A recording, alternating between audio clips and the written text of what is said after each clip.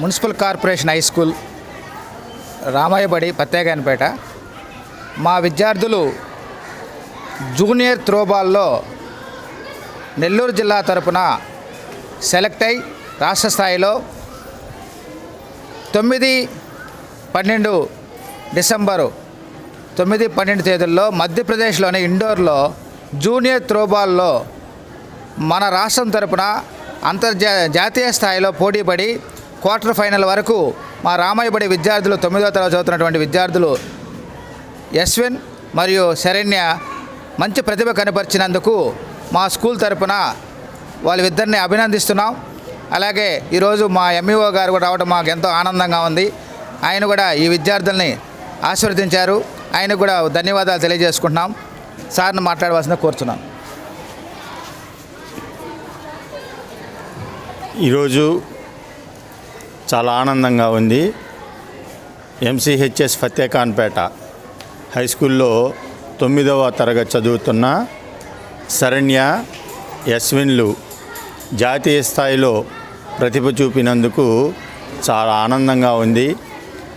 Throwball క్రీడాంశంలో Madhya Pradesh రాష్ట్రం ఇండోర్లో జరిగిన జాతీయ స్థాయి జూనియర్ పోటీల్లో క్వార్టర్ ఫైనల్ స్థాయికి వచ్చి మన నెల్లూరు జిల్లా పేరును జాతీయ స్థాయిలో వినిపించినందుకు మరి మండల విద్యాశాఖ తరపున ఇరువురు చిన్నారులకు మరియు పాఠశాల వ్యాయామ ఉపాధ్యాయుల వారికి, అదేవిధంగా ప్రధాన ఉపాధ్యాయులకు, ఉపాధ్యాయ సిబ్బందికి, వీళ్ళని ప్రోత్సహిస్తున్న తల్లిదండ్రులకు కూడా మరి కృతజ్ఞతలు తెలియజేస్తున్నాను. మరి విద్యార్థులు ఇదే రకమైన స్ఫూర్తిని ప్రదర్శించి ఇంకా ఉన్నత స్థాయిలో క్రీడల్లో పాల్గొనాలని ఆశిస్తున్నాను.